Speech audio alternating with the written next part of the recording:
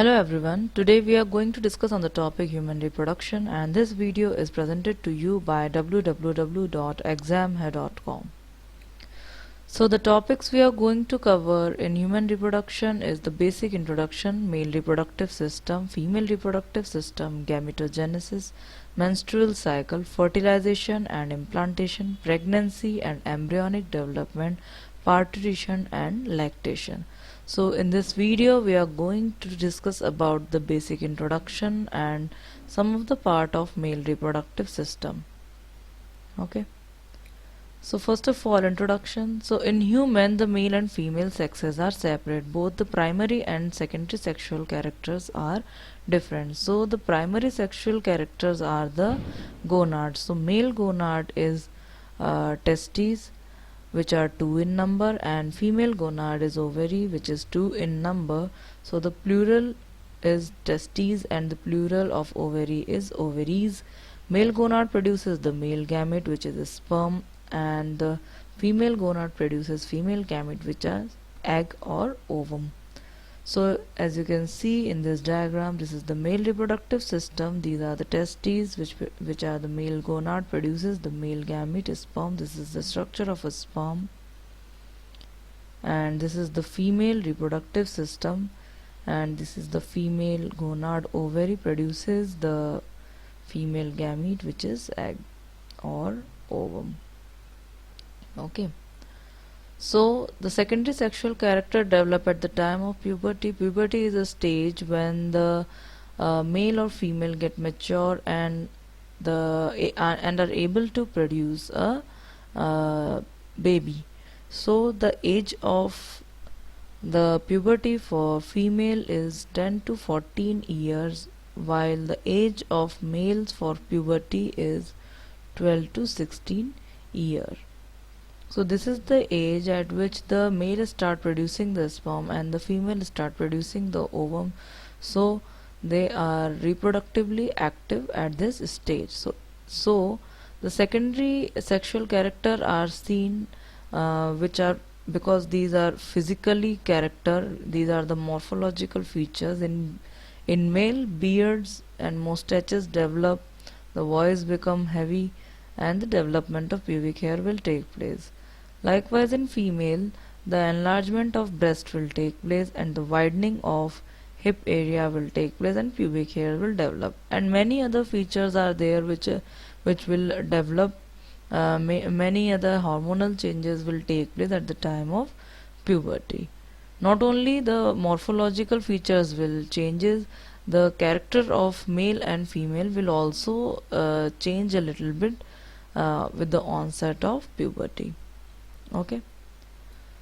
So human reproduction take place by sexual method, and the major events are formation of gametes in gonads. So first of all, the formation of gametes take place in the gonad. So the formation of sperms take place in the testes, and the formation of ovum will take place in ovaries. And second is the cyclic changes in the female body in preparation for receiving spermatozoa through intercourse. So monthly cyclic change is taking place inside the female body, inside the ovary and the uterus of the female body. So that we will talk about it later, which is called the menstrual cycle, when we will discuss about the female reproductive system. So the uterus will prepare itself for receiving the baby, for receiving the zygote and to nourish it properly. Okay, then the fusion of male and female gamete take place. So when the fusion of male and female gamete take place, then the zygote is formed, and after that the development of zygote will take place. After which, so as you can see in this diagram, this is the ovum and this is a sperm. Only the millions of sperm are thrown inside the female genital body, but only the one fertilized with the ovum. So the nucleus of ovum and sperm fuses to form a zygote. After that, the transformation of zygote into the baby take place. So as you can see in this diagram, there is a monthly changes occur inside the female womb, and the baby will develop inside the female womb after the 9 months, and production of milk for nourishment of baby. So while the baby is developing inside the uterus of the female, uh, meanwhile the female will start producing the milk in the breast area, as you can see in this diagram. So so they can nourish the baby after the birth. So this period is called lactation period. Okay, lactation period is the period when the milk start producing till the baby is till the woman is feeding the baby. Okay, the next is birth of the baby. So birth of the baby is called parturition.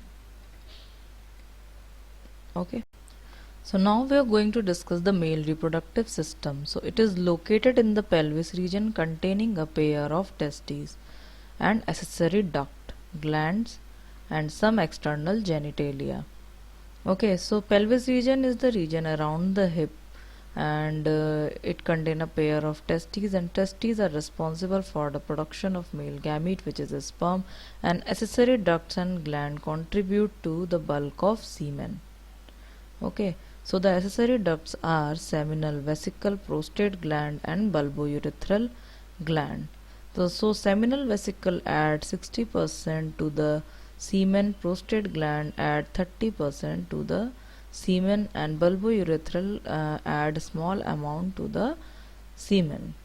Okay, so then the testes are situated outside of the abdominal cavity within the pouch, which is called scrotum. So the testes are situated outside in the pouch. This is the pouch which is called scrotum. This is because the scrotum helps the testes to keep them at 2 to 2.5 degrees Celsius lower than the body temperature.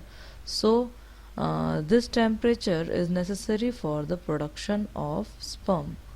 Testes lead into the epididymis. As you can see in this diagram, testes lead into the epididymis, which open into the vas deferens. So vas deferens is a pipe which carries the sperm. Okay. So vas deferens is also called ductus deferens, and these are the pair of duct which carries sperm from testes to the ejaculatory duct. So I will explain it with the diagram. These are the two testes from which a vas deferens is passed. As you can see, the vas deferens is passed through the testes and enters into the some accessory duct, which is seminal vesicle, and which enter into the seminal vesicle, accessory duct, and ejaculatory duct. Okay, so here is the urinary bladder. This is the urinary bladder, and this is urethra. So this is urinary bladder, this is urethra, these are testes, this is vas deferens or ductus deferens, and this is seminal vesicle,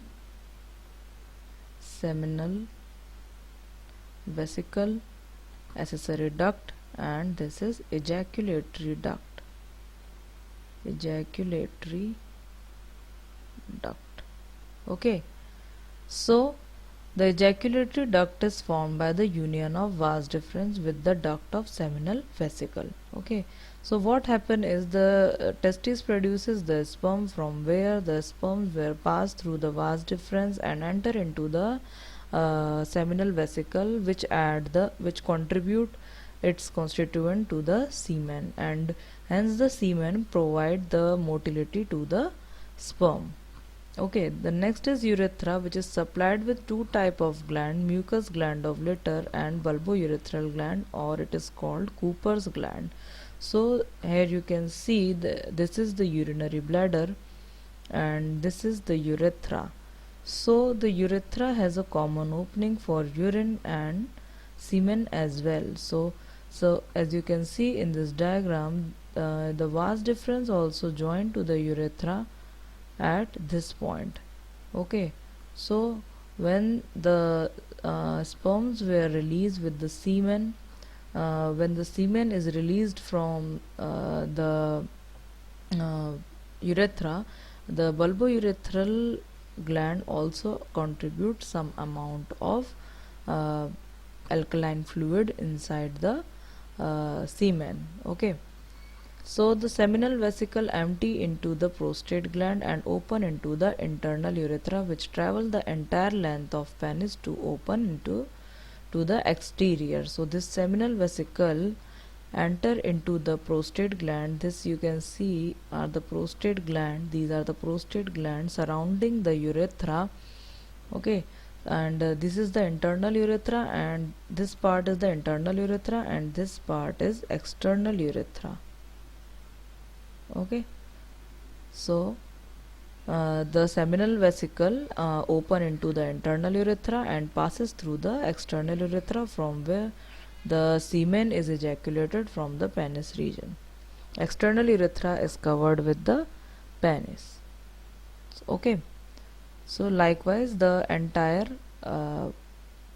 process happens.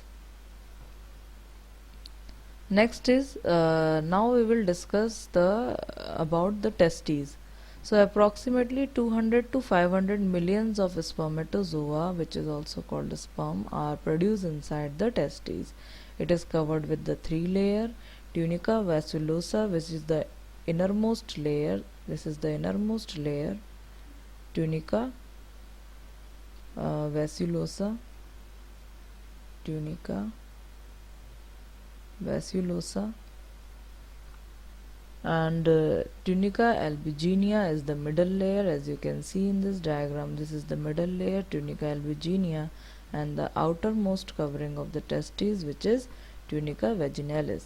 So the tunica vaginalis and tunica albuginea slide freely over one another, which allow the free movement of testes inside the scrotum. So each lobules of testes contain 250 compartment called the testicular lobule, and each lobule contain 1 to 3 highly coiled seminiferous tubules. So as you can see, these are the compartment which is called testicular lobules. So these are the compartments, testicular lobules having highly coiled seminiferous tubule, 1 to 3 highly coiled seminiferous tubule. These are the coiled seminiferous tubule. So the straight tubule from all the lobules join the network of a thin wall called retrotestes. As you can see, they join a network, and this network is called retrotestes. So this area is retrotestes. Okay, from the retrotestes 8 to 15 tubules called ductuli efferens arise, and from this area arises a ductuli efferens. This is the ductuli efferens, which is 8 to 15 in number. At the caudal pole of testes turns sharply upon itself and passes as vas deferens, and from this area at the caudal pole, this is the caudal pole, testes turn sharply and passes to the vas deferens. So this is the vas deferens, which carries the sperm, which is manufactured inside the seminiferous tubule. Okay, so this we will study when we will study the types of cells which is present in the seminiferous tubules in our next video. Thank you for watching this video. Subscribe Exam Hai on YouTube, like our videos and comment.